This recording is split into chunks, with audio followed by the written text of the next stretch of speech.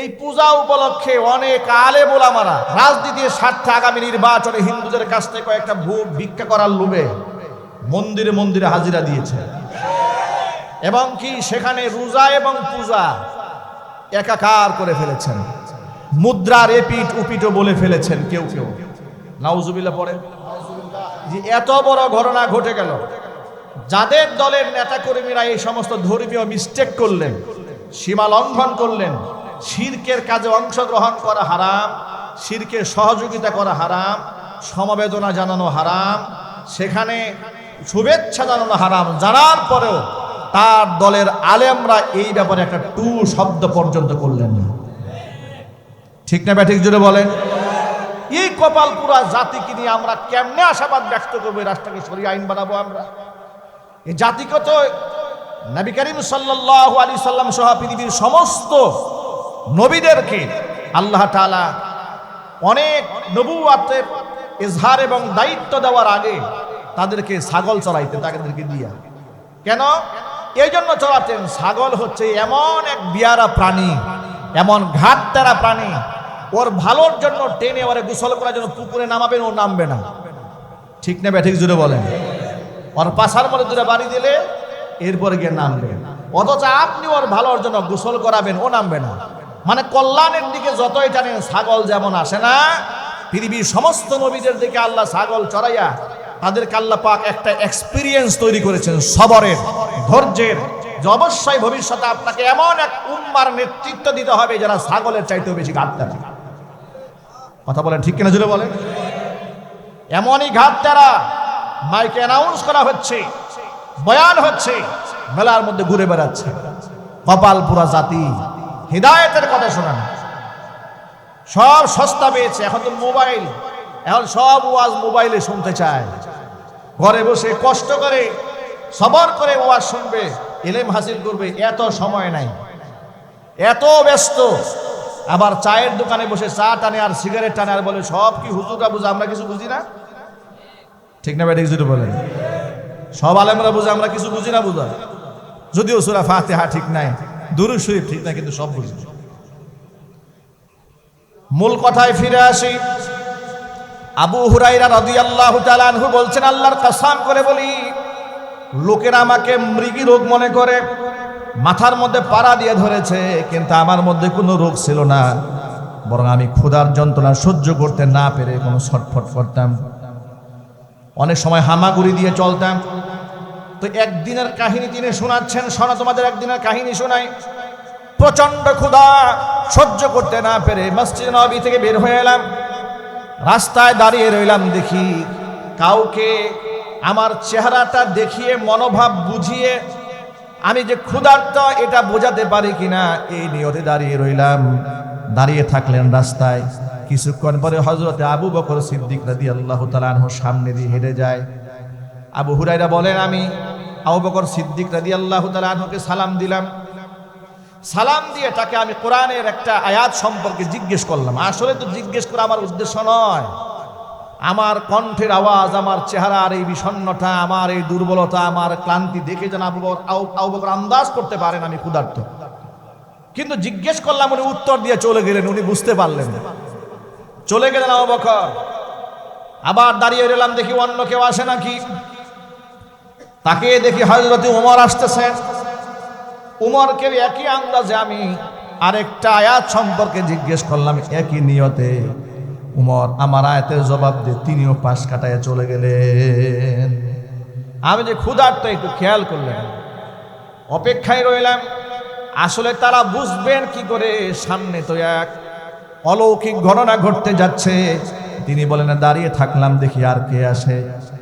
আর কেউ নয়, কিছু সময়ের ব্যবধানে দেখতে পেলাম দু জাহানের বাদশাহ নবীজি মুহাম্মদুর রাসূলুল্লাহ সাল্লাল্লাহু আলাইহি ওয়াসাল্লাম আমার সামনে দিয়ে হেঁটে যায়।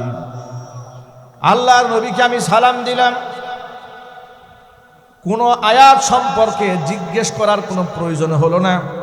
রাহমাতুল লিল আলামিন, দয়ার নবী, মায়ার নবী, আমার ক্ষুধার্ত চেহারা, আমার নজর দেখে আমার মনোভাব বুঝতে পারলেন। আবু হুরায়রাকে ডেকে বলা, আবু হুরায়রা চলো আমার সাথে, চলো আমার সাথে, আমার বাড়িতে চলো। আবু হুরায়রা বলছেন, আমি গেলাম। নবী করিম সাল্লাল্লাহু আলাইহি ওয়াসাল্লামের হুজুরার সামনে দাঁড়ালাম, ইতিমধ্যে পর্দার আয়াত নাজিল হয়ে গেছে।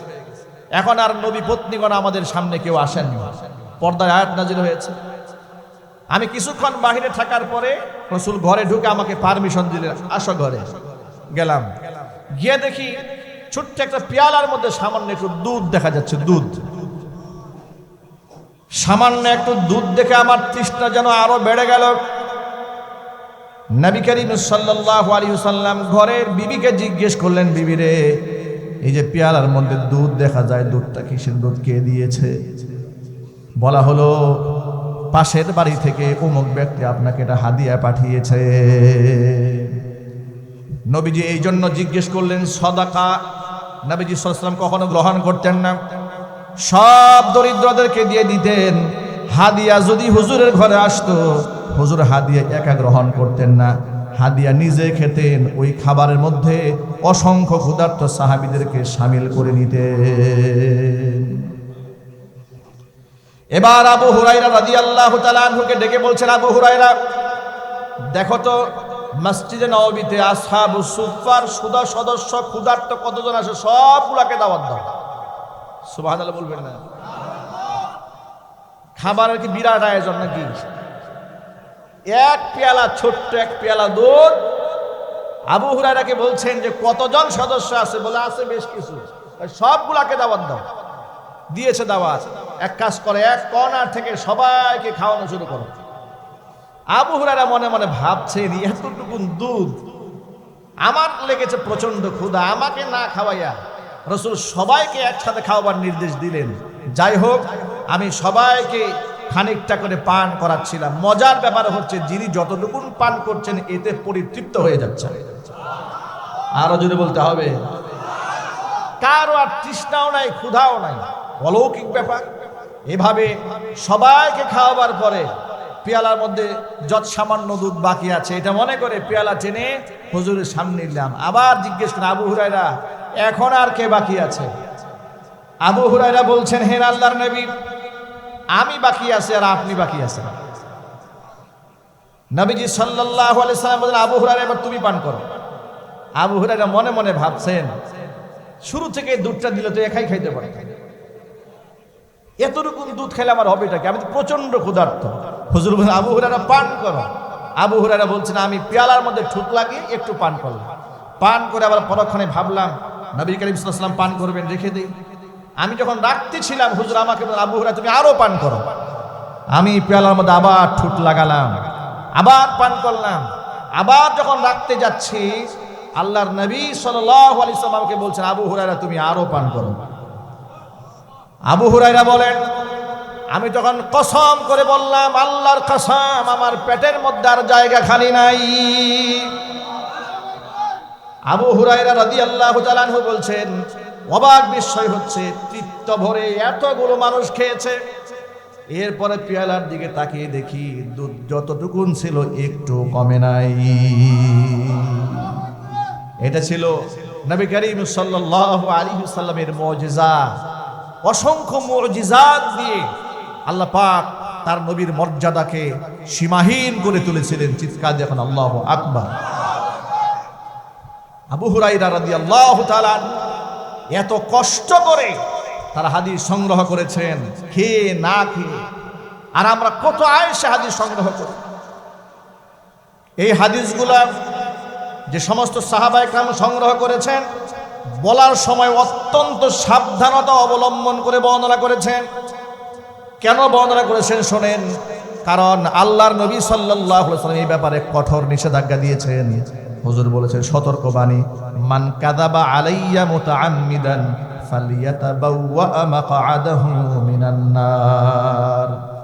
আমার উপর কেউ যদি মিথ্যারোপ করে, বলে হাদিসে আছে, অথবা মুহাম্মদ সাল্লাল্লাহু আলাইহি ওয়াসাল্লাম বলেছেন, এমন কথা যদি কেউ বলে অথচ আমি বলি নাই, আমার কথার নামে কেউ যদি কথা চালিয়ে দেয়, একটু চিন্তা করেন ঘটনা কি ঘটে। হুজুর যেটা বলেছেন সেটা হলো ওহী। সেটা কি? আবার যদি বলেন, ওয়ামা ইয়ানতিকু আনিল হাওয়া ইন হুয়া ইল্লা ওয়াহিয়ুন ইউহা। তিনি তার মুখ থেকে এমন কোনো কথা বলতেন না একান্ত সেই কথাই বলতেন যে কথাটা ওহির মাধ্যমে আসতো, মন থেকে বানিয়ে কোনো কথা মুহাম্মদ সাল্লাল্লাহু আলাইহি ওয়াসাল্লাম বলতেন না। তাহলে যে কথাটা তিনি বলতেন সেটা আল্লাহর পক্ষ থেকে ওহী হয়ে এসেছে। এখন যেটা তিনি বলেন নাই, সাধারণ মানুষের কথা, আমি যদি বলি এটা রাসূল বলেছেন, তাহলে তো সাধারণ মানুষের কথাকে আমি ওহী বানিয়ে দিলাম, ঠিক কিনা? হুজুর বলেছেন, মান কাযাবা আলাইয়া মুতাআম্মিদান ফালিয়াতাবাওয়া মাকআদাহু মিনান নার। আমার নামে কথা চালিয়ে দিল মিথ্যা কথা, সেই জন্য জাহান্নামে তার ঠিকানা বানায়। এই হাদিস নবী করিম সাল্লাল্লাহু আলাইহি সাল্লাম বর্ণনা করার পরে বিশিষ্ট সাহাবায়ে কেরাম হাদিস বর্ণনা বন্ধ করে দিলেন। আবু বকর, উমর, উসমান, আলীর মতো সাহাবীরা হাদিস যেখানে সেখানে হাদিস বলা বন্ধ করে দিলেন। এত ভয় পেলেন তারা। আবু বকর সিদ্দিক রাদিয়াল্লাহু তাআলা আনহু বলেছেন, হাদিস শরীফে এসেছে, যার কাছে যে ইলম আছে সেটা বিতরণ যদি না করে কিয়ামতের ময়দানে আল্লাহর আদালতে আসামি হয়ে যেতে হবে। আবার কোরআন মাজিদের মধ্যে আছে, যারা ইলমকে গোপন করে তাদের উপরে আল্লাহর লানত। যদিও নাউজুবিল্লাহ। আল্লাহর আয়াত শের থেকে আপনাদেরকে শোনায় দিচ্ছি। আল্লাহ পাক রব্বুল আলামিন বলছেন, ইন্নাল্লাযীনা ইয়াকতুমুনা মা আনজালনা মিনাল বায়্যিনাত ওয়াল হুদা মিন বা'দি মা বায়্যানাহু লিন-নাসি ফিল কিতাব উলাইকা ইয়ালআনুহুমুল্লাহ উলাইকা ইয়ালআনুহুমুল্লাহ ওয়া ইয়ালআনুহুমুল লাঈনুন।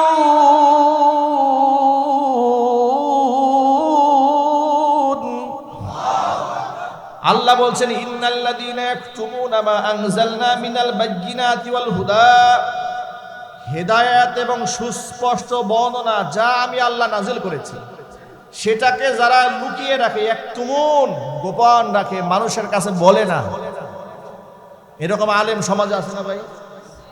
ইলম আছে, আমানতের খিয়ানত করে, মানুষের কাছে সঠিকটা বলে না। এটা না বলার বেশ কয়েকটা কারণ থাকতে পারে। কেন বলে না দেখেন, এই জন্য বলে না যে জনপ্রিয়তা নষ্ট হবে, এই জন্য বলে না মামলা মুকদ্দমার ভয় আছে, এই জন্য বলে না নেতা নারাজ হতে পারে। ঠিক যেমন আমাদের দেশের রাজনীতিবিদ আলেম ওলামারা আছে, রাজনীতিও করে আবার আলেমও আছে না? দেখবেন এই সমস্ত আলেমরা সবাই না, এদের মধ্যে হকপন্থী আছে। হকপন্থী এমন আলেম আছে যে ফাঁসির মঞ্চে চড়ে যাবে, কিন্তু আল্লাহর তাওহীদ, ঈমান, আমল, কোরআনের সঠিক মেসেজ নিজে আমল করা কিংবা সমাজের মধ্যে প্রতিষ্ঠিত করার ক্ষেত্রে তার কোনো পিছপা হওয়ার সুযোগ নেই। লা ইয়াদুররুহুম মান খাযালাহুম লা ইয়াদুররু মান খাযালাহুম ওয়ালা মান খালাফাহুম। এদের বিরোধিতা করে এদের কেউ পেছাতে পারে না, এদের সমালোচনা করে এদের কেউ দমাতে পারে না, কারণ এদের সাথে আল্লাহ পাকের সাহায্য থাকে। ঠিক কিনা বলেন? ফর এক্সাম্পল, উদাহরণ দিয়া বলি যে বাংলাদেশে কয়েকদিন আগে হিন্দু ধর্মাবলম্বীদের পূজা অর্চনা হয়ে গেল। এই পূজা উপলক্ষে অনেক আলেম ওলামারা রাজনীতি করেন। রাজনীতির স্বার্থে আগামী নির্বাচনে হিন্দুদের কাছ থেকে কয়েকটা ভোট ভিক্ষা করার লোভে মন্দিরে মন্দিরে হাজিরা দিয়েছে। ঠিক কিনা বলেন? শুধু কি তাই, সরাসরি অর্থ প্রদান করেছেন এবং কি সেখানে রোজা এবং পূজা একাকার করে ফেলেছেন। মুদ্রার এপিট উপিটও বলে ফেলেছেন কেউ কেউ। নাউজুবিল্লাহ পড়ে। যে এত বড় ঘটনা ঘটে গেল, যাদের দলের নেতাকর্মীরা এই সমস্ত ধর্মীয় মিস্টেক করলেন, সীমা লঙ্ঘন করলেন, শিরকের কাজে অংশগ্রহণ করা হারাম, শিরকের সহযোগিতা করা হারাম, সমবেদনা জানানো হারাম, সেখানে শুভেচ্ছা জানানো হারাম, জানার পরেও তার দলের আলেমরা এই ব্যাপারে একটা টু শব্দ পর্যন্ত করলেন না। কথা বলে না কেন? তাদের দলের আলেমরা টু শব্দ পর্যন্ত করেন নাই। কেন? কারণ আমার দলের রাজনীতিবিদেরা করেছে। এখন যদি আমি বলি তাহলে তো দলের ভাবমূর্তি নষ্ট হয়। নির্বাচনে আমার দাদা বাবুরা যদি নারাজ হয়, ভারতের সাথে প্রেম যদি কিছুটা নষ্ট হয়ে যায়, এই জন্য মুশরিকদেরকে খুশি করার জন্য ঈমানকে তারা বিক্রি করেছে। কথা বলতে হবে, ঠিক কিনা? দুনিয়াবি স্বার্থে তারা এই কাজটা করে। আবার দেখেন, এই যে ইসকন সদস্য, ইসকন গোটা দুনিয়ার অসংখ্য দেশে নিষিদ্ধ হয়েছে, কারণ ইসকন এমন একটা হিন্দুত্ববাদী জঙ্গি সংগঠন, এটা কোনো ধর্মীয় সংগঠন নয়, এটা হচ্ছে জঙ্গি সংগঠন। এদের প্রত্যেকটা মন্দিরে আমার বিশ্বাস, যদি সেখানে প্রশাসনের ভাইরা হানা দেয়, অসংখ্য অস্ত্রের গুদাম পাবে সেখানে। তারা পৃথিবীর যেখানে আছে সেখানেই ফেতনা লাগাচ্ছে। শান্তিপ্রিয় মুসলিম দেশ বাংলাদেশ, যেখানে হিন্দু, বৌদ্ধ, খ্রিস্টান, মুসলিম সব ধর্মের লোকেরা শান্তিপূর্ণভাবে সহাবস্থান করছে, যেখানে মুসলমানরা বিধর্মীদেরকে আগলায় রেখেছে। আমার ভাষায় বলি, ডিমের ভিতরে কুসুম যেমন নিরাপদ থাকে, এই দেশের হিন্দু, বৌদ্ধ, খ্রিস্টানেরা মুসলমানের কাছে তার চেয়েও বেশি নিরাপত্তা নিয়ে আসে। ওরা সংখ্যায় 7 থেকে 8% হওয়ার পরে 35% সরকারি সুবিধা ভোগ করে এই রাষ্ট্রের মধ্যে খবরদারি করছে। এত কিছু করার পরে আমাদের দেশের রাজনীতিবিদরা হিন্দু মুসলিম ভাই ভাই অমুক মার্কায় ভোট চায় এগুলা বলে, এত কিছু করে, এত হিন্দুদের মনোরঞ্জনের জন্য এত কিছু করে, বিনিময় ওদের পক্ষ থেকে আমাদের জন্য উপহার কি? ওদের পক্ষ থেকে আমাদের জন্য উপহার হচ্ছে নর্থ সাউথ ইউনিভার্সিটিতে অপূর্ব পাল নামক কুলাঙ্গারদেরকে দিয়ে কোরআন শরীফ ছিঁড়ে পদদলিত করা। এগুলা হচ্ছে আমাদের কুকর্মে। আমরা যে আল্লাহর আয়াতকে লঙ্ঘন করেছি, যে আয়াত আল্লাহ আমাদেরকে 1500 বছর আগে একটা ঘোষণা দিয়েছেন, সে আয়াত আমরা অনেকেই ভুলে গেছি। আপনাদেরকে আবার স্মরণ করাই দিই, আল্লাহর আয়াত বান্দা যত বুঝতে দেরি হবে, এই বান্দার কপালে হেদায়েত তত পরে নসিব হবে। আল্লাহর আয়াত যত তাড়াতাড়ি বুঝবে, এই জাতির কল্যাণ তত দ্রুত নসিব হয়ে যাবে। ঠিক কিনা বলেন? আল্লাহর আয়াত শোনায়া দেয়। আল্লাহ পাক বলছেন, লা তাজিদান্না শাদ্দান নাসি আদাওয়াতাল লিল্লাযীনা আমানুল ইয়াহুদা ওয়াল্লাযীনা আশরাকু। এই দুনিয়াতে যত জাতি আছে, এই সমস্ত জাতির মধ্যে ইমানদারদের জন্য নিকৃষ্ট 2টা শত্রু জাতি আছে। একটা শত্রু জাতির নাম হচ্ছে ইহুদি, আর একটা জাতির নাম হচ্ছে মুশরিক। এবার আপনাদেরকে প্রশ্ন করি, আল্লাহ যে বললেন ইহুদিরা মুসলমানদের শত্রু, মুশরিকরা মুসলমানদের শত্রু, এতে কি কোনো সন্দেহ আছে আপনাদের? আরো জোরে বলেন। কোনো দ্বিমত আছে? এক্সকিউজ আছে?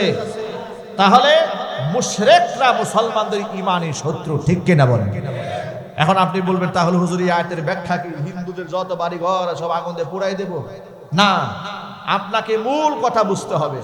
সূরাতুল মুমতাহিনাতে আল্লাহ তাআলা তার সমাধান দিয়ে দিয়েছেন যে ওরা তোমাদের ঈমানি শত্রু হলেও এদের মধ্যে আবার ক্লাসিফিকেশন আছে, এদের মধ্যে স্তর বিন্যাস আছে। এদের মধ্যে কিছু মুশরিক আছে যারা তোমার সাথে শত্রুতা করে, তোমার সাথে ধর্মীয় দাঙ্গা লাগায়, যেমন ইসকনের মতো, ঠিক নেবে ঠিক, অপূর্ব পালের মতো, নরেন্দ্র মোদীর মতো, বিজেপির মতো, RSS এর মতো। এরা একটা শ্রেণী। আরেকটা শ্রেণী হচ্ছে শান্তিপ্রিয় অমুসলিম, যারা একবার নিরীহ অমুসলিম। হিন্দু নিরীহ আছে, বৌদ্ধ নিরীহ আছে, খ্রিস্টান নিরীহ আছে। তাদের ব্যাপারে কোরআন কি বলেছে শুনুন। তাদের ব্যাপারে আল্লাহ পাকের বাণী, সূরাতুল মুমতাহিনাতে আল্লাহ পাকের ঘোষণা, লা ইয়ানহাকুমুল্লাহু আনিল্লাযীনা লাম ইউকাতিলুকুম ফিদ-দীন ওয়া লাম ইউখরিজুকুম মিন দিয়ারিকুম আন তাবাররুহুম ওয়া তুকসিতু ইলাইহিম ইন্নাল্লাহা ইউহিব্বুল মুকসিতিন। ওই সমস্ত অমুসলিম যারা তোমাদের সাথে ধর্মীয় যুদ্ধের মধ্যে রত নয়, এমনকি তোমাদেরকে তোমাদের এলাকা থেকে বেরও করে দেয় না, এক কথায় তোমাদের সাথে শত্রুতা নাই, যেই সমস্ত নিরীহ হিন্দু, নিরীহ বৌদ্ধ, নিরীহ খ্রিস্টান, আমি আল্লাহ নিষেধ করি না তাদের সাথে ভালো আচরণ করতে, বরং তাদের সাথে ন্যায় ইনসাফ করতে আমি তোমাদের বারণ করি না। ইন্নাল্লাহা ইউহিব্বুল মুকসিতিন, বরং ইনসাফকারীদেরকে আমি আল্লাহ বড্ড ভালোবাসি। আল্লাহ তাআলা এখানে শিখাই দিলেন, নিরীহ মুসলিম যারা, তাদের প্রতি ইনসাফ করো, জুলুম করবে না, তাদের বাড়ি ঘরে আগুন দেবে না, তাদের পূজা অর্চনায় বাধা দেবে না। লাকুম দীনুকুম ওয়ালিয়া দীন, তোমাদের ধর্ম তোমরা পালন করে থাকো, আমরা আমাদের ধর্ম পালন করি। লা ইকরাহা ফিদ্দীন, জবরদস্তি করে ওর ঘাট ধরে তুই কালিমা পড়, এটা বলাবার কোনো সুযোগ নাই। কিন্তু যারা মুসলমান নারীদেরকে সুকৌশলে তাদেরকে ভালোবাসার বন্ধনে আবদ্ধ করে পরিচয় গোপন করে হিন্দুদের একটা এজেন্ডা এটা চলছে উপমহাদেশে, বিশেষ করে বাংলাদেশে। এটা লাভ ট্যাপ, ভাগুয়া লাভ ট্যাপ। এটা হচ্ছে প্রেমের ফাঁদে ফেলে মুসলিম মেয়েদেরকে ধর্ষণ করা, প্রেমের ফাঁদে ফেলে মুসলিম মেয়েদেরকে ভারতের পতিতালয়ে পাচার করে দেওয়া, প্রেমের ফাঁদে ফেলে মুসলিম মেয়েদের পেটে মুশরিকদের বাচ্চা ঢুকায় দেওয়া, যাতে করে এই মুসলমানের বাচ্চারা ভবিষ্যতে আর কাফের মুশরিকদের বিরুদ্ধে মাথা সোজা করে দাঁড়াতে না পারে। এর ষড়যন্ত্রের বহিঃপ্রকাশ গাজীপুরের মাটিতে আপনারা দেখেছেন। 13 বছরে একটা মেয়েকে হিন্দু যুবক ধর্ষণ করেছে, এমনকি পালাক্রমে 2 দিন আটকে রেখে এমন কষ্ট তাকে দিয়েছে যে 3 মাস পর্যন্ত চিকিৎসা নিয়ে মেয়ে সোজা হতে দাঁড়াতে পারে নাই। আমাদের বক্তব্য বড় স্পষ্ট। আমরা ইতোমধ্যে লক্ষ্য করেছি যে এই ভিকটিমের পক্ষে যেখানে প্রশাসন থাকার কথা, ভিকটিমের পক্ষ না নিয়ে এই হিন্দু, এই কুলাঙ্গার, এই ধর্ষক, এই খুনির পক্ষে এই দেশের প্রশাসন স্ট্যান্ড নিয়ে তাদের জাতীয় যে পেজ রয়েছে, পুলিশের ভেরিফাইড পেজ, এই পেজে সেখানে লিখেছে সে তো ধর্ষণ করে নাই, এটা তার সাথে প্রেমের সম্পর্ক ছিল। প্রেমের সম্পর্ক ছিল না কি ছিল এটা প্রশাসনের কাছ থেকে লোকেরা জানতে চায় নাই, বরং এই দেশের আইন অনুযায়ী হিন্দু একটা মুসলিম 13 বছরের মেয়েকে ধর্ষণ করেছে, ধর্ষণের মামলা নিতে হবে এবং তার সর্বোচ্চ শাস্তি ফাঁসি, মৃত্যুদণ্ড এটা অবশ্যই নিশ্চিত করতে হবে। আশ্চর্যের ব্যাপার, এখানে প্রশাসন ভিকটিমের পক্ষ না নিয়ে আসামির পক্ষ নিয়েছে। এরপরে লক্ষ্য করেন বিশ্ববিদ্যালয়ে যা হয়েছে, বুয়েটের ছাত্ররা যে ক্ষিপ্ত হয়েছে, ইউনিভার্সিটির একই কাজ হলো, সেখানেও হিন্দু কর্তৃক মুসলিম নারী ধর্ষিত হয়ে গেল। এরপরে আমাদের টঙ্গীতে 47 নম্বর ওয়ার্ডের মাওলানা মুহিবুল্লাহ মাদানী, বয়োবৃদ্ধ একজন আলেম, তাকে ইসকন তাকে চিঠি দিয়েছে, তার বাড়িতে চিঠি দিয়েছে, তার মসজিদে, যে তাকে তার তুলে নিয়ে যাবে, তাকে তারা বিচ্ছিন্ন করে ফেলবে সন্তানদের থেকে। এমনকি পাতার মধ্যে মানুষের আলেমের ছবি অঙ্কিত করে তলোয়ার একে ইঙ্গিতে বুঝিয়ে দিয়ে তাকে তারা হত্যা করবে। এত কিছু করে যেদিন করেছে 1 সপ্তাহের ব্যবধানে মাওলানা ফজরের নামাজের পরে বের হয়েছেন, সেখান থেকে তারা অপহরণ করেছে হিন্দুরা। আপনি চিন্তা করেন 90 থেকে 92% মুসলিম অধ্যুষিত একটা দেশে 5 থেকে 7% হিন্দুদের সাহস কত, ওরা একটা আলেমকে গুম করে ফেলার ষড়যন্ত্র করে, একটা আলেমকে দেশ থেকে বিদেশে পাচার করে হিন্দুত্ববাদীদের পেটে ঢুকায় দিয়া তাকে হত্যার ষড়যন্ত্র করে। আমরা বলি হিন্দু মুসলিম ভাই ভাই, এই সমস্ত কথার প্রায়শ্চিত্ত হচ্ছে এই সমস্ত অপকর্ম। কথা ঠিক তবে ঠিক। আমাদের বার্তা বড় পুরুষ একদম স্পষ্ট, নিরীহ হিন্দুদের সাথে আমাদের কোনো দ্বন্দ্ব নাই, ঝগড়া নাই, বিবাদ নাই। কিন্তু ইসকন নামক যে কুলাঙ্গারেরা বাংলাদেশে সংগঠন গেড়ে বসে আছে, এই কুলাঙ্গারদেরকে অনতিবিলম্বে নিষিদ্ধ ঘোষণা করতেই হবে। আপনারা কি একমত? কারা কারা একমত? দুহাত দেখতে চাচ্ছেন।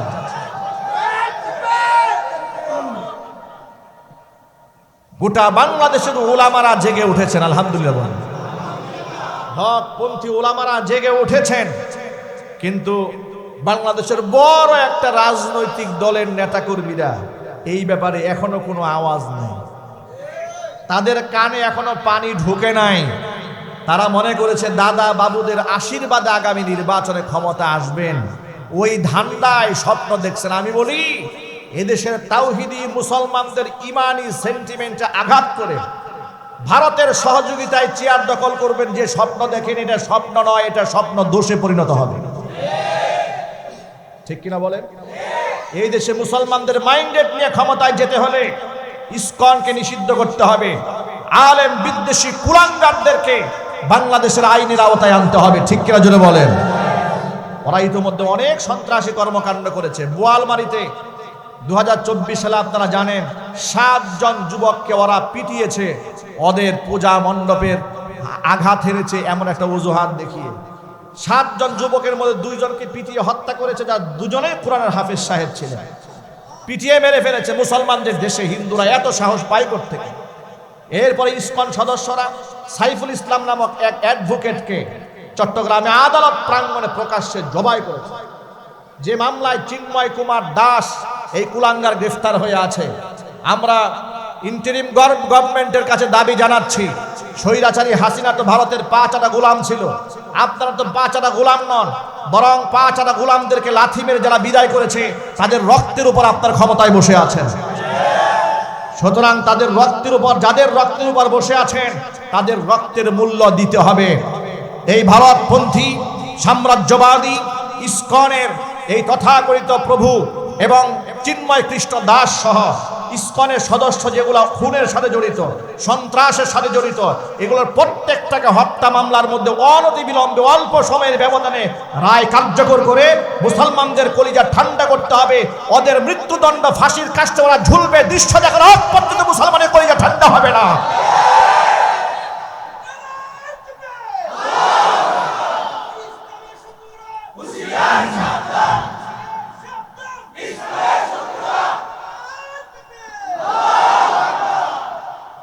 এখন মূল কথায় ফিরে আসি। এই যে কথাগুলো আপনাদের সামনে বললাম, এগুলা বলাতে আমার উপর রিস্ক আছে না? আওয়াজ নাই, রিস্ক আছে না? হাসিনা আমলে ওরা আমাকে ঠেকাতে পেরেছে। হাসিনা আমলে আমার বিরুদ্ধে 6টা মামলা করেছে। একবার দিয়েছে জামাতের মামলা, একবার দিয়েছে বিএনপির মামলা, একবার দিয়েছে হেফাজতের মামলা। এই বিএনপি আপনি দেখছিলেন, এই দেখেন দেখছেন আমার জেল পার্টনার পাশেই বসে আছে। তাহলে ওরা আমাদেরকে দমাতে চেয়েছে, সে আমলে আমরা দমি নাই, আর এই আমলে আমরা দমব। দেখুন দেখুন এই কোন কথা প্রসঙ্গে কথাটা বললাম। আমরা জানি এগুলা কথা প্রচার হয়ে গেলে হিন্দুত্ববাদীদের কলিজায় আগুন লাগবে, ওরা আমাদের বিরুদ্ধে ষড়যন্ত্র আঁটবে, ঠিক কিনা? এতে আমাদের কোনো পরোয়া নাই। লা নাখাফু ইল্লাল্লাহ, আল্লাহ ছাড়া আমরা কাউকে ভয় করি না। এই যে দেখুন, এই যে কথাগুলো বললাম তাওহীদের, যে পূজায় যাওয়া হারাম, শিরিক, কবিরা গুনাহ, এগুলা কি এই দেশের সব আলেমরা জানে না? আরো জোরে বলেন। লেখাপড়া করেই তো আলেম হয়েছে নাকি? কিন্তু অবাক করা ব্যাপার যে রাজনৈতিক দলের নেতারা সব পূজায় গেল, ওই দলের হুজুররা কেউ প্রতিবাদ জানাইলো না। কারণটা কি? কারণটা কি? আলেমরা সব নীরব, কোনো কথা বলে না। কেন? আওয়ামী লীগ পূজা করলে হারাম, বিএনপি করলে হারাম, আর আপনার হুজুররা করলে হালাল। ভণ্ডামি বাদ দিতে হবে। আপনি যদি ইসলামী রাজনীতি করেন, আপনার কনসেপ্ট ক্লিয়ার করতে হবে। জাতির সামনে স্পষ্ট ঘোষণা দেবেন, ক্ষমতায় গেলে আমরা আল্লাহর কোরআনের রাজ কায়েম করব, ক্ষমতায় গেলে খেলাফত কায়েম করব। ওই যে আধা খেলাফত, আধা শয়তানি, আধা বান্দরামি, এগুলা চলবে না। এক সাংবাদিক জিজ্ঞেস করছে, ক্ষমতায় গেলে কি নারীদের পর্দা বাধ্যতামূলক করবেন? না না না না, এটা ঐচ্ছিক ব্যাপার। যার মনে চাই বুরকা পরবে, যা মনে চাই পরবে না। বাহ, এ তো রামবামদের থিওরি। কথা বলে না কেন? এ তো ধর্ম নিরপেক্ষবাদীদের কথাবার্তা। আপনি না ইসলামিক দলের নেতা, আপনার মুখ থেকে এই কথা বের হয় কি করে? আরেক নেতাকে জিজ্ঞেস করেছে যে আপনারা কি ক্ষমতায় গেলে এই নাটক সিনেমা চলবে? বলে হ্যাঁ চলবে। সুবহানাল্লাহ, কি খেলাফত কায়েম করবেন আপনি? আপনি কি খেলাফত চান? আপনি তো ধর্মীয় নেতা। আপনি বলা দরকার ছিল আল্লাহ যা হালাল করেছেন তা থাকবে, আল্লাহ যা হারাম করেছে তা রাষ্ট্রীয়ভাবে নিষিদ্ধ হয়ে যাবে। এই কথার সাথে একমত আছেন? আচ্ছা, এই কনসেপ্টটা ক্লিয়ার হওয়ার দরকার আছে না নাই? সুতরাং আমাদের কাছে যে নেতারা আসবে, শোনেন, কষ্ট হচ্ছে আপনাদের, আমাদের কাছে যে নেতারা ভোট চাওয়ার জন্য আসবে, এসেই দেখবেন কি কি বলে শুনে। আপনি মুখস্থ কথা শিখাই দিন। এসে বলবে গাজীপুরের রাস্তাঘাট খুব খারাপ, খুব জাইম লেগে থাকে, আমরা অমুক দেশ দেখে আসছি, তমুক দেশ দেখে আসছি, Europe, America, Singapore, Canada, Germany সব বানাই ফেলবো, এগুলা বলবে। আপনারা বলবেন এই সমস্ত মিথ্যা বয়ান শুনবো না। বয়ান দিতে হবে একটা, সে বয়ান হচ্ছে আমরা কোরআন দিয়ে দেশ চালাবো, ব্যাস। আমরা আর বদনা শুনতে চাই না, বহুত শুনছি। যারা এগুলা বলে তারাই জাতীয় সুর, ঠিক কিনা জুড়ে বলেন? যারা এগুলা বেশি বলে, এন করেঙ্গে, তেন করেঙ্গে, লাঠিকে আন্দার মুগুর ভরেঙ্গে, যারা বলে সব জাতীয় চোর, এগুলার বক্তব্য শুনবো। আমাদের একটা বক্তব্য শুনবো যে আল্লাহ কোরআনে যা হালাল করেছেন রাষ্ট্রীয়ভাবে হালাল করতে হবে, আল্লাহ যা হারাম করেছেন রাষ্ট্রীয়ভাবে নিষিদ্ধ করতে হবে। বলবো তো ইনশাল্লাহ? একটু জোরে করেন ইনশাল্লাহ। আল্লাহ যেন কবুল করেন। এই যে শোনেন, আবু বকর সিদ্দিক রাদিয়াল্লাহু তাআলা আনহু বলেন, আমি তো হাদিস বলা বাদই দিয়ে দিয়েছিলাম। যে আয়াত হাদিসটা এসছে মান কাযাবা আলাইয়া মুতাআম্মিদান ফালিয়াতাবাওয়া মাকআদাহু মিনান নার। হাদিসের নামে যদি কেউ বানায় কিছু কথা বলে তাহলে সে জাহান্নামে ঠিকানা বানায় নাই। এই ভয়ে আমি অনেক হাদিস বলা বন্ধ করে দিলাম। কিন্তু আল্লাহর এই আয়াতটা যখন নাজিল হলো, ইন্নাল্লাযীনা ইয়াকতুমুনা মা আনজালনা মিনাল বায়্যিনাতি ওয়াল হুদা, আমি যে হেদায়েত নাজিল করেছি, আমি যে বর্ণনা নাজিল করেছি, সেগুলোকে যারা লুকায় রাখে, মিন বাদি মা বায়্যানাহু লিন-নাসি ফিল কিতাব, কিতাবে যা স্পষ্ট বর্ণনা দিয়েছি, বর্ণনা দেওয়ার পরেও যারা লুকায় রাখে, বলে না, উলাইকা ইয়ালআনুহুমুল্লাহ, এদের উপরে আমি আল্লাহর লানত, ওয়া ইয়ালআনুহুমুল লাঈনুন, সমস্ত লানত জগৎবাসীদের লানত, নাউযুবিল্লাহ। আবু বকর সিদ্দিক বলেন, এই আয়াতটা যদি নাজিল না হতো আমি একটা হাদিস কারো বলতাম না। সুবহানাল্লাহ। এই হাদিসের ভয়ে, এই আয়াতের ভয়ে, যে আমি যদি আবার ইলম গোপন করার আসামি হয়ে যায়, এই অপরাধী হয়ে যায়, এই ভয়ে মাত্র 130-32টা হাদিস তিনি বলেছেন। সুবহানাল্লাহ। হাতে গোনা, মানে 150 সামথিং, মানে এরকম হবে, অংশটা আমার এক্স্যাক্টলি মনে নাই, কিন্তু এর থেকে তিনি বলেন নাই ভয়ে। আর আমাদের এই সমাজে কি হয়েছে দেখেন, সুর একটু ভালো, কণ্ঠ একটু ভালো, চাপার একটু জোর আছে, ইলিম নাই, কালাম নাই, একটু গজল জানে কিংবা আজান জানে, বাস আন্তর্জাতিক ক্ষতি সম্পন্ন মুফাসসির কোরআন। কথা বলে না কেন? পোস্টারে লেখা থাকে আন্তর্জাতিক খ্যাতি সম্পন্ন, ক্ষতি সম্পন্ন, তেলাওয়াত সহি না, কোরআন শরীফ পড়ে কোরআনে ভুল, আয়াতে ভুল, হাদিস তো জীবনে একটা পড়েই না, বসে হাসাহাসি, গুতাগুতি, কোরআনের ময়দানটাকে নাপাক বানিয়ে ফেলছে।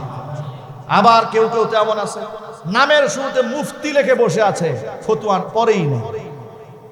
আছে না নাই? কিয়ামতের আলামত এগুলো। কিসের আলামত? কিয়ামতের আলামত। নবী করিম সাল্লাল্লাহু আলাইহি সাল্লাম বলেছেন, ইন্নাল্লাহা লা ইয়াকবিজুল ইলমা ইনতিজাআন ইয়ানতাজিউহু মিনান নাস ওয়ালাকিন ইয়ানতাজিউল ইলমা বিকবজিল উলামা। হঠাৎ করে মানুষের বুক থেকে আল্লাহ ইলম ছিনায় নেবেন না, এটা আল্লাহ পাকের নিজাম নয়। আল্লাহর নিজাম কি? ওয়ালাকিন ইয়াকবিজুল ইলমা বিকবজিল উলামা, উলামাদের মৃত্যু ঘটাবার মাধ্যমে পৃথিবী থেকে ইলমকে আল্লাহ উঠায় নেবেন। হাত্তা ইদা লাম ইয়াবকা আলিমুন, যখন আর কোনো আলেম বাকি থাকবে না, তখন ইত্তাখাযান নাসু রুউসান জুহালা, তখন লোকেরা মূর্খদেরকে মুফতি মনে করবে, নেতা বানবে। এরপরে ফাআফতাউ, ফতোয়া চাবে এদের কাছ থেকে, ফাসুইলু, এদেরকে ফতোয়া জিজ্ঞেস করা হবে, ফাআফতাউ, এরা ফতোয়া দিয়ে ফেলবে। না পড়েছে মাসালা, না পড়েছে কোরআন, না পড়েছে হাদিস, ফতোয়া দিয়ে ফেলবে। ফাদাল্লু ওয়া আদাল্লু, নিজেও গুমরা হবে, জাতিকেও গুমরা বানাবে। ঠিক না ঠিক জোরে বলেন? তার একটা উদাহরণ হলো যে লোকেরা যখন পূজায় গেল, আমরা প্রতিবাদ জানালাম যে পূজায় যাওয়া যাবে না, হারাম, শিরক। দলীয় একজন আলেম তাদের পক্ষে সাফাই গিয়ে তাদেরকে সতর্ক তো করলই না, উল্টা এটাকে জায়েজ বানাবার জন্য ফতোয়া বুট নিয়ে বসে গেল, ইউটিউবে বয়ান ডেলিভারি দিল। কি ডেলিভারি হচ্ছে আয়াত নাই, হাদিস নাই, মন গড়া ডেলিভারি। ডেলিভারি কি? যে একটা দলের নেতা, তো সেই হিসেবে যাওয়া কোনো অসুবিধা আমি দেখি না। ফতোয়া মানে এই যে বলে যে একটা দলের নেতা, তো যাওয়াতে কোনো দেখি না আমি। রেফারেন্স কি? আয়াত কি? হাদিস কি? কোন কিতাবের আয়াত থেকে বলেছেন? কোন ফতোয়ার কিতাব থেকে বলেছেন? কোন মুফতি ফতোয়া দিয়েছে? কোনো ফতোয়া নাই। এগুলা হচ্ছে ওই সমস্ত মুফতি যারা ইলম বলতে গুড়ার ডিম কিছুই নাই, কিন্তু ফাসুইলু, প্রশ্ন তো করা হয়ে গেছে, নিজের একটু ভাব দেখাতে হবে না, ফাআফতাউ, ফতোয়া দিয়ে দিয়েছে। ফাদাল্লু ওয়া আদাল্লু, নিজেও গুমরা, গোটা জাতি গুমরা বানাবার চেষ্টা করছে। ঠিক কিনা বলেন? কিন্তু আরেকটা হাদিস স্মরণ করায় দেই, এই জাহেলরা সমাজে থাকবে, কিন্তু কিয়ামত পর্যন্ত একটা দল থাকবে ওদের দাঁত ভাঙা জবাব দেওয়ার জন্য। তারা কারা? হাদিস শরীফে এসেছে, ইয়াহমিলু হাযাল ইলমা মিন কুল্লি খালাফিন উদুলু ইয়ানফুনা আনহু তাহরিফাল গালিন ওয়া ইনতিহালাল মুবতিলিন ওয়া তাআউযিলাল জাহিলিন, আও কামা ক্বালা আলাইহিস সালাতু ওয়াস সালাম। কিয়ামত পর্যন্ত এই ইলমের ধারক এবং বাহক হবে, ইয়াহমিলু হাযাল ইলমা, এই ইলমকে বহন করবে, মিন কুল্লি খালাফিন উদুলু, প্রত্যেকটা পরবর্তী প্রজন্মের মধ্যে ইনসাফগার, আদিল, ন্যায় পরায়ণ কিছু উলামায়ে কেরাম। সুবহানাল্লাহ। তাদের দায়িত্বটা কি? ইয়ানফুনা আনহু তাহরিফাল গালিন, সীমা লঙ্ঘনকারীদের সীমা লঙ্ঘন, এই ইলমের ব্যাপারে সীমা লঙ্ঘন করে, বাড়াবাড়ি করে। ঠিক কিনা জুড়ে বলেন। ওয়ান্তিহাল আল মুবতিলিন, মিথ্যাবাদীদের পরিবর্ধন, সংযোজন বিয়োজন, মিথ্যাবাদীদের হাদিসের নামে কোরআনের নামে বলবে। ওয়াতাআবিল আল জাহিলিন, মূর্খদের কোরআন হাদিসের অপব্যাখ্যা। এই সমস্ত অপব্যাখ্যাকে রোধ করে দেওয়ার জন্য একদল কিয়ামত পর্যন্ত হক্কানি ওলামারা এই পৃথিবীর জমিনে থাকবে, যারা বিনা চ্যালেঞ্জে কোনো কথাকে ছেড়ে দেবে না। আল্লাহ পাক আমাদেরকে যতদিন বাঁচিয়ে রাখেন, কে কোন দলের কত বড় হুজুর এটা আমরা জীবনেও তোয়াক্কা করব না। কোরআন এবং সুন্নাহর ক্ষেত্রে যদি সীমা লঙ্ঘন কেউ করে, তার দাঁত ভাঙ্গা জবাব আমরা জাতির সামনে স্পষ্ট করে দেব। ঠিক না ব্যাটিক জুড়ে বলেন।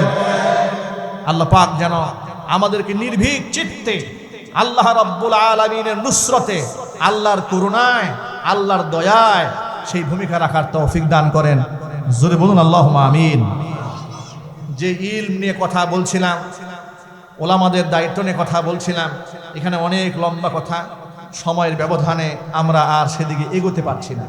যেহেতু আমার আরেকটা পূর্ব নির্ধারিত কাপাসিয়াতে মাহফিল রয়েছে, এটা একটা জয়েন্ট প্রোগ্রাম হিসেবে দেওয়া হয়েছিল, সেখানে আমাকে যথাসময় স্টেজে 10টায় হাজিরা দিতে হবে, উঠতে হবে। সেখানেও লোকরা ওয়েট করছে। হৃদয়ের অনেক কথা ছিল আপনাদেরকে না বলা, কিন্তু সেগুলো আজকে বলে শেষ করতে পারলাম না। আল্লাহ রাব্বুল আলামিন পরবর্তীতে যদি কখনো সাহায্য করেন, সুযোগ করে দেন, বাকি কথাগুলো বলা হবে। আমরা বলি ইনশাআল্লাহ। আল্লাহ যেন কবুল করেন। জোরে বলুন আমিন।